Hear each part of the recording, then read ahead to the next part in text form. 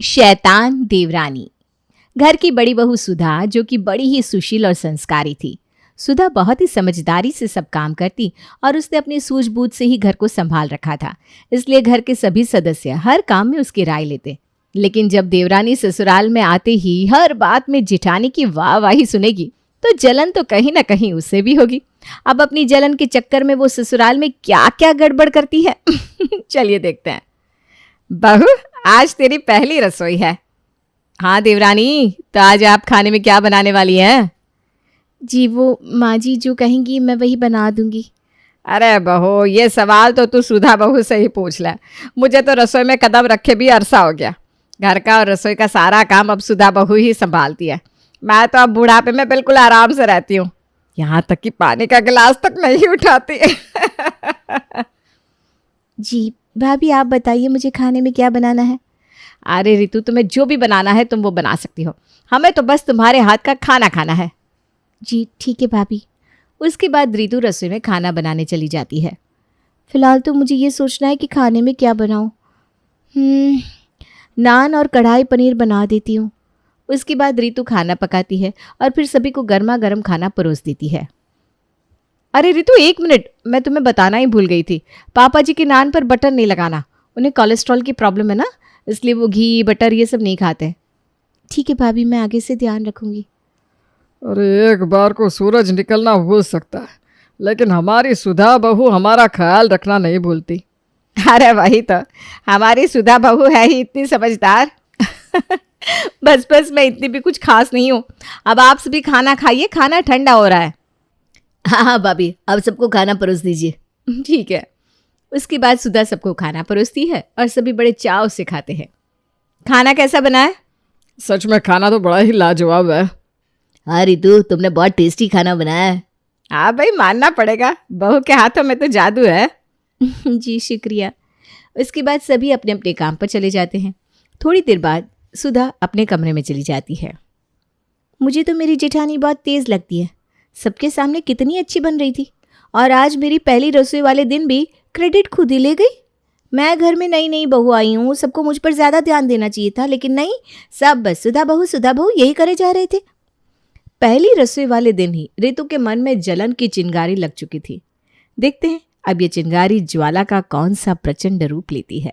एक दिन, नहीं नहीं नहीं, हमें ऐसा नहीं करना चाहिए।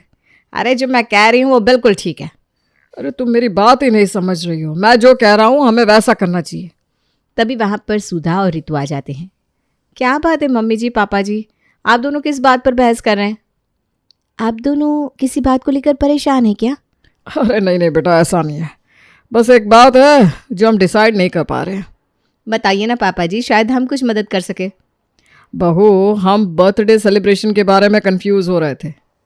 अरे कोई बात नहीं पापा जी, हम उसमें आपकी बिल्कुल मदद कर सकते हैं। हाँ चलिए, हम ये फैसला अपनी बहुओं पर ही छोड़ देते हैं। हाँ, बाकी सुधा बहू है भी तो लाजवाब, वो सब संभाल लेगी। लेकिन पापा जी, बर्थडे किसका है? अम, पापा जी क्या हुआ आपको? पानी। रितु जल्दी से रमेश के लिए पानी लाती है। शुक्रिया बहू। फिर कुछ दिन बाद जब रितु, सुधा और शांति हॉल में बैठे थे, तभी वहां पर रोहन 2 शर्ट लेकर आता है। अच्छा आप लोग मुझे ये बताइए, मैं कल ऑफिस में ब्लैक कलर की शर्ट पहनूं या ब्लू कलर की? मैं ना बहुत कंफ्यूज हो रहा हूँ। क्यों देवर जी, कल ऐसा क्या है ऑफिस में? अरे भाभी, कल ऑफिस में बहुत बड़ी पार्टी है बस इसीलिए पूछ रहा था। अरे बेटा, कुछ भी पहन ले, इसमें भी क्या इतना सोचना। बाकी तो इन दोनों बहुओं से पूछ, मुझे नहीं कुछ पता इन शर्ट वर्ट के बारे में।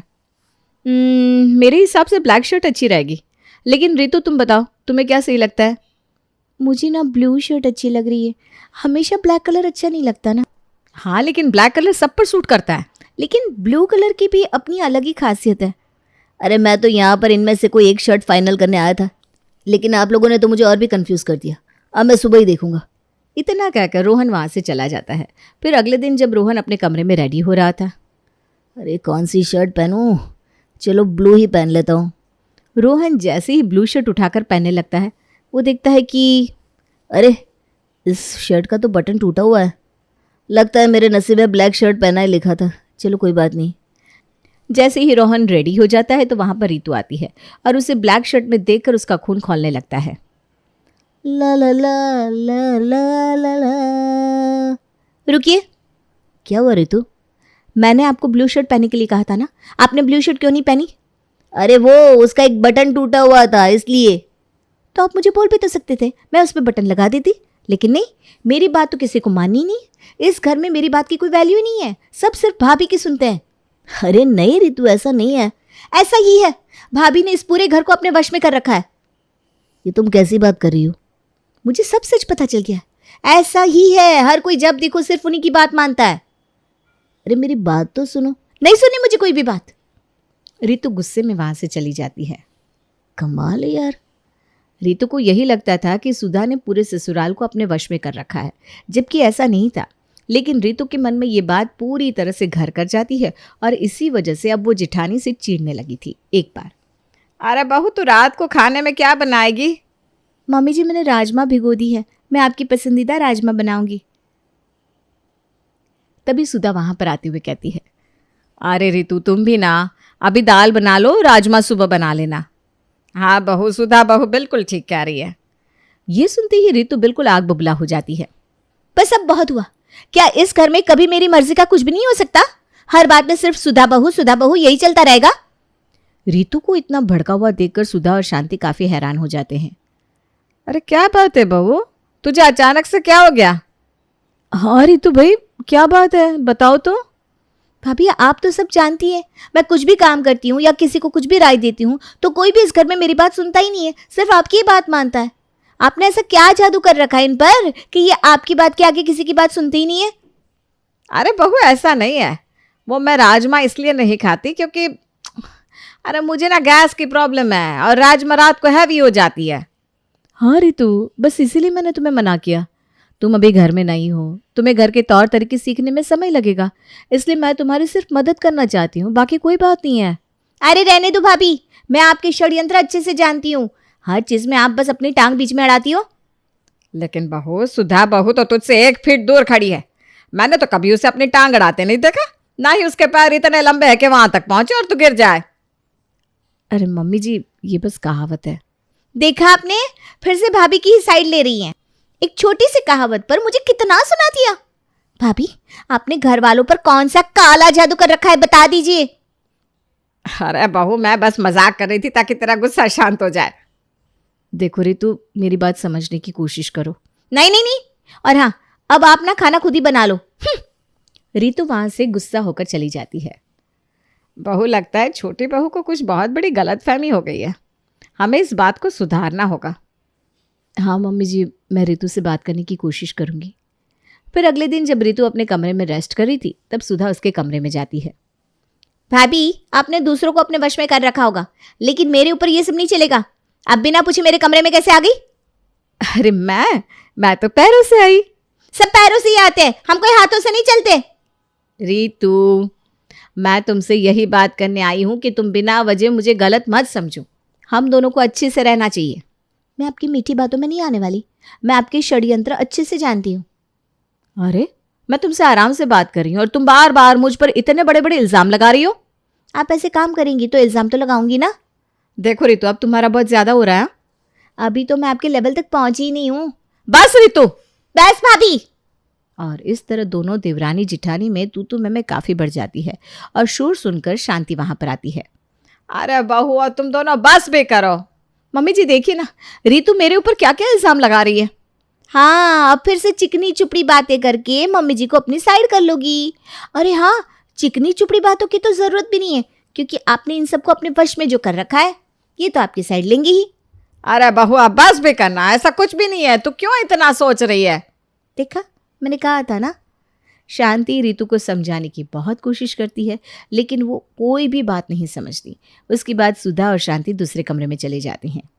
मम्मी जी, रितु हमारी बात ऐसे नहीं समझेगी। हाँ बहू, हमें रोहन से बात करनी होगी। फिर शाम को रोहन के ऑफिस से घर आने के बाद, बेटा आज देख ये सब हुआ, अब तू ही जरा बहू को समझा। अरे मम्मी, कुछ दिन पहले सुबह तो मेरे साथ भी ऐसा ही हुआ था। आपके साथ क्या हुआ था देवर जी? रोहन शांति और सुधा को सारी बात बताता है। तो ये सब हुआ और मैं बहुत कंफ्यूज हो गया। मुझे तो खुद समझ में नहीं आ रहा कि मैं उसे कैसे समझाऊं। अब हम क्या करेंगे? कोई बात नहीं, मैं रिया से एक बार और बात करके देखती हूँ। हम सब उसे समझाने की पूरी कोशिश करेंगे और ऐसे ही सब सही होगा। हाँ बहू, तूने बिल्कुल सही कहा। अब तू ही रितु को समझा। भाभी, आप ही सब सही कर सकती हैं। All the best. Thank you. फिर अगले दिन सुबह जब रितु किचन में खाना बना रही थी तब सुधा उसके पास जाती है। अरे रितु, क्या कर रही हो तुम? आप फिर से आ गई? हाँ, आपको तो सब जानना होगा ना, तो देख लीजिए, खाना बना रही हूँ मैं। अरे हाँ, तुम ना सब्जी में तेल ज़रा कम डालो, ऐसे फिर सब्जी अच्छी नहीं बनती। अरे हाँ, मैं तो भूल ही गई थी। आप बिना राय दिए रह नहीं सकती। आपको हर चीज़ में सिर्फ अपनी मर्जी चलानी होती है ना। दूसरा इंसान तो पागल है, उसे तो कुछ करना आता नहीं। क्या करूं, आदत से मजबूर हूं। मुझे आपकी एक्टिविटी कुछ ठीक नहीं लग रही। मुझे सब पता है, आपने घर वालों को अपने वश में किया है, लेकिन आपका ये जादू मेरे ऊपर काम नहीं करेगा। एक दिन मैं आपका सच सबके सामने ला कर आऊंगी। सुधा रितु के करीब आकर एक अजीब मुस्कुराहट के साथ कहती है, कहीं ऐसा ना हो कि उससे पहले तुम ही मेरे वश में हो जाओ। हाँ? सुधा हंसते हुए वहां से चली जाती है। उसे ऐसे देखकर रितु काफी डर जाती है। देखो, मैंने तो पहले ही कहा था कुछ गड़बड़ है, वरना ऐसा हो ही नहीं सकता कि सब सिर्फ इनकी ही बात मानते हो। लेकिन कोई बात नहीं, मुझे जल्दी ही कुछ करना होगा और मैं भाभी का सच सबके सामने लाकर आऊंगी। उस दिन के बाद से रितु हर समय सुधा के ऊपर नजर रखने लगी थी। फिर एक दिन सुधा छुपते छुपाते अपने कमरे में जाती है और रितु छुपकर उसे देख रही थी। फिर सुधा जल्दी जल्दी कमरे में कुछ ढूंढने लगती है। अरे मेरा लॉकेट कहाँ चला गया? थोड़ी देर ढूंढने के बाद मिल गया। यही तो मेरा मेन हथियार है, इसी से मैंने सबको अपने वश में किया हुआ है। हाँ, मुझे तो पहले से पता था कुछ गड़बड़ है। वहीं दूसरी तरफ अब मैं इस लॉकेट को रितु की आंखों के सामने घुमाकर उसे भी अपनी गुलाम बना लूंगी। मुझे बस ये लॉकेट घुमाकर बोलना है, लॉकेट घुमाओ, गुलाम बनाओ। बस मेरा काम हो गया। अरे बाप रे, मेरी भाभी तो बहुत ही खतरनाक है। शुक्र है मुझे इनका सच पता चल गया, नहीं तो ये तो मुझे भी अपने वश में कर लेती। मुझे जल्दी ही कुछ करना होगा। फिर रितु एक अच्छा सा मौका ढूंढकर उस लॉकेट को ले लेती है और उसके भी मन में लालच आ जाता है। इस लॉकेट का मुझे भी तो कुछ फ़ायदा उठाना चाहिए। अब इसकी मदद से मैं सबको अपने वश में करूँगी। और रितु सबसे पहले जाती है सुधा के कमरे में। अरे रितु, आओ आओ, तुम्हारा स्वागत है भाई। ज़रूर। उसके बाद रितु उस लॉकेट को निकालकर सुधा की आंखों के सामने घुमाने लगती है। लॉकेट घुमाओ और गुलाम बनाओ। उसके बाद रितु, हुक्म दो। सच में? हाँ रितु, मुझे तुम्हारे लिए क्या करना होगा? मुझे एक फनी डांस करके दिखाओ। उसके बाद सुधा अजीब तरीके से नाचने लगती है, जिसे देखकर रितु बहुत ज्यादा हंसती है। हाँ नाचो, आपने सबको अपने इशारों पर नचाया है ना, अब मैं आपको नचाऊंगी। लॉकेट मिलने के बाद रितु बहुत ज्यादा खुश थी। वो एक एक करके सभी को अपने वश में कर लेती है और सबसे घर का काम करवाती है। मम्मी जी, आज खाने में क्या बनाना है? अरे बहू, रितु बहू सही पूछ ले। पूरे घर की जिम्मेदारी रितु बहू की है, इसलिए जो वो कहे वही कर। हाँ बताओ रितु। भाभी, आपको करेले पसंद नहीं है ना, इसलिए आज आप करेले की सब्जी बनाइए और सबसे ज़्यादा सब्जी आपको ही खानी होगी। ठीक है रितु, मैं करेले बना देती हूँ। वैसे करेले हमारे लिए बहुत हेल्दी होते हैं। इतना कहकर सुधा किचन में जाकर खाना पकाने लगती है।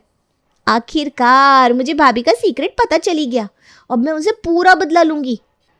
खाना बनने के बाद रितु जबरदस्ती सुधा से बहुत सारे करेले खाने को कहती है और सुधा अजीब सा मुंह बनाकर सारे करेले फिनिश कर लेती है।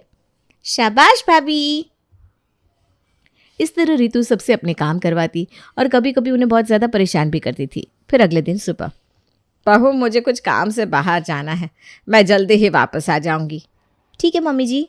सब अपने अपने काम पर चले गए थे और शांति भी किसी ज़रूरी काम से बाहर गई थी। भाभी, आज आप छोले की सब्जी बना दीजिए। ठीक है रितु। फिर सुधा छौंक तैयार करने के बाद सब्जी कुकर में चढ़ा देती है। उसकी थोड़ी देर बाद रितु सुधा के पास आती है। अरे भाभी, टेलर का फ़ोन आया है, उसने कहा कि साड़ी तैयार हो गई है और मैं उसे ले आऊँ, क्योंकि अगले 1 हफ्ते तक उसकी दुकान बंद रहेगी ना। तो जाओ, आप जाकर साड़ी ले आओ। अरे लेकिन सब्जी? अरे इसे मैं देख लूंगी, आप जाओ तो। सुधा भी वहाँ से चली जाती है। फिर रितु थोड़ी देर के लिए अपने कमरे में जाती है और उसकी आंख लग जाती है। वहीं दूसरी तरफ कुकर में बहुत सारी सीटियाँ आने लगती है, लेकिन रितु तो आराम से सो रही थी, इसलिए उसे कुछ सुनाई नहीं देता। वो कुकर भी बेचारा सीटी बजा बजा कर परेशान हो गया था और फटने ही वाला था कि तभी वहाँ पर रोहन आ जाता है और गैस बंद कर देता है। फिर जब रितु आती है तो रोहन उसे सारी बात बताता है। रसोई में इतना धुआं और कुकर की ऐसी हालत देखकर रितु काफ़ी डर जाती है। तभी वहाँ पर शांति, रमेश और सुधा भी आ जाते हैं। अरे बहू तू ठीक तो है ना? हाँ रितु तुम ठीक तो हो ना? तुम्हें कुछ हुआ तो नहीं? आप सब नॉर्मल बातें कैसे कर रहे हैं? आप सभी तो वश में थे ना? नहीं रितु, दरअसल ये हमारा प्लान था। तुम हमारी कोई भी बात समझने को तैयार नहीं थी, इसलिए हम तुम्हें ये दिखाना चाह रहे थे कि किसी को वश में रखकर काम करवाने में और अपनी मर्जी से रहने में बहुत अंतर होता है। हाँ रितु, हम तुम्हें फ़र्क समझाना चाह रहे थे कि वश में रखना और नॉर्मल रहने में बहुत फ़र्क होता है। तुम्हें लगता था कि कोई भी तुम्हारी बात नहीं सुनता, इसलिए हमने सोचा कि हम अगले कई दिनों तक सिर्फ तुम्हारी ही बात सुनेंगे और सब कुछ तुम्हारे हिसाब से ही चलेगा, ताकि तुम्हें बुरा ना लगे। हाँ बहू, हम कभी भी तुम दोनों में कोई भेदभाव नहीं करते। तुम अभी घर में नई हो, तुम्हें घर के तौर तरीके पता नहीं, इसलिए सुधा बहू सिर्फ तुम्हें चीज़ें समझाती है, क्योंकि वो इस घर की बड़ी बहू है और तुमसे कई साल पहले आई है, इसलिए उसे यहाँ के तौर तरीके अच्छे से पता है। बहू, सुधा बहू सिर्फ तुझे इसलिए टोकती थी ताकि तुझसे कोई गड़बड़ ना हो। और जिस दिन तुम हमसे बर्थडे के बारे में पूछ रही थी ना, हम सब तेरे बर्थडे के लिए ही सरप्राइज प्लान कर रहे थे, इसीलिए हमने तुझे कुछ नहीं बताया और सुधा बहू को सारी जिम्मेदारी सौंप दी। आपने बिल्कुल सही कहा, मुझसे बहुत बड़ी गलती हो गई। आप सभी मुझे माफ़ कर दीजिए। मुझे ऐसा नहीं करना चाहिए था। मैंने भाभी को गलत समझा, लेकिन इतने दिनों तक जब मैंने अपनी चलाई तब मुझे एहसास हुआ कि मेरे सारे फैसले गलत थे। जैसे एक दिन खाने में कुछ ज़्यादा ही घी डालने पर पापा जी की तबीयत ख़राब हो गई थी, और आज भी मुझसे इतनी बड़ी गलती हो गई। अब मुझे समझ में आ गया कि घर को संभालने के लिए सच में जिम्मेदारी को समझना बहुत ज़रूरी है, और भाभी को घर की अच्छे से समझ है। मैं अभी नादान हूँ। मैं भी अब ना भाभी से सब कुछ सीखना चाहती हूँ। रितु, तुम भी कुछ ही दिनों में सब सीख जाओगी और मैं तुम्हारा बुरा नहीं चाहती। मैं तो चाहती हूँ कि हम दोनों मिलकर रहें। हाँ भाभी, अब से मैं दोबारा ऐसा नहीं करूँगी और हम सब मिलकर रहेंगे। चलो जी, अंत भला तो सब भला। हाँ पापा,